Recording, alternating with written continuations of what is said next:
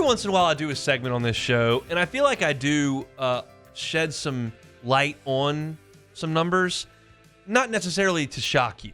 Like, it's something that you understand, but every once in a while just an illustration of a point helps to reinforce it. This is one of those situations. On3 just had a big shuffle of their player rankings, which in turn shuffled the school rankings for the 2026 recruiting class. Those are the folks who are in their last semester as juniors in high school right now that will be seniors come the fall. So it's the next class that will sign on the dotted line.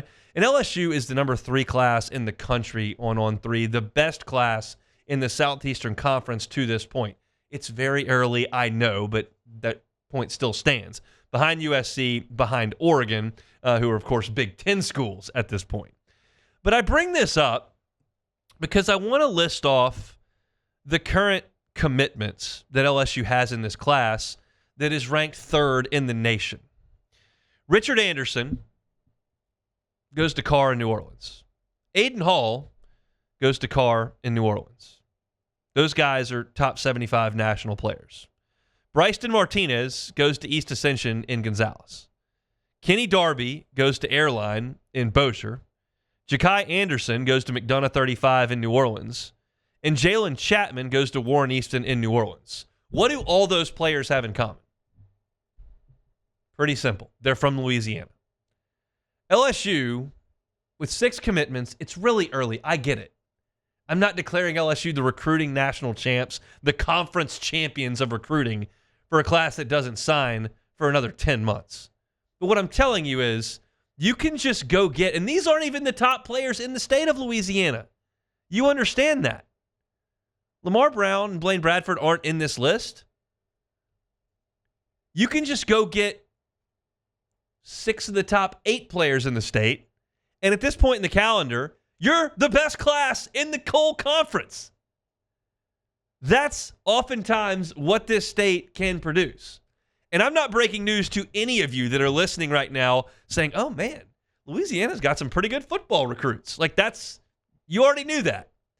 But every once in a while it helps to drive that point home that, man, the lifeblood of this thing just pumps and pumps and pumps and pumps. And I would suggest if you tomorrow landed those 2 5-star recruits from right here in Baton Rouge, both of whom everyone thinks LSU has a really good chance to land, you would have the top class in the country right now with no players outside the state of Louisiana. The farthest you've got to drive from Nicholson to one of these campuses is Kenny Darby and Airline, and that's less than 4 hours. It's just a really, really massive advantage for LSU, and every once in a while it helps to kind of paint that picture. So you got to keep going, and you understand that you do have to supplement the class with folks from national scale, and LSU's brand and their ability to play in the NIL space will allow them to do that often, not every time.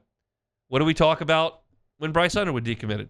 I don't know if LSU's going to be able to play in the waters of the 5-star quarterback from all the way across the country. That might be a bridge too far in this era. But you can still play in this sandbox in Louisiana, and you can cherry pick. You can go get DJ Pickett. You can make that work.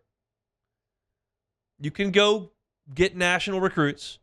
But if you can continue to fill the pipeline with the Louisiana kids, you're going to field a really talented roster far more often than you don't. And I think that LSU probably branched away from that a little bit in 2021, 2022. And I think they're starting to hone it back in based on the staff you've put together with Frank Wilson, with Corey Raymond, with Brad Davis, with Bo Davis. Joe Sloan's been in this state a long time. You've got a lot of guys. Blake Baker has spent a lot of time here. His wife's from here. You've assembled a staff that knows how important this place is, and knowing it is one thing, capitalize on it is another. You're doing that right now with the way that this class is shaping up. And it's remarkable to me to sometimes look at things and go, man, you've got the best looking early class in the country, as well, in the conference, I should say. Best looking early class in the conference, and you haven't dipped your toe out of the water of Louisiana once. Pretty powerful stuff. Long way to go. Got to keep recruiting, keep recruiting, keep recruiting. But this staff is doing a good job of that, securing commitments. Just got to get to December before you get that ink to dry on the dotted line. Hey, thanks for watching Hunt on LSU. Before you get out of here, do us a couple of favors. Hit that like button, leave your comments below, and subscribe to the channel for all your Fighting Tiger football talk. See you next time.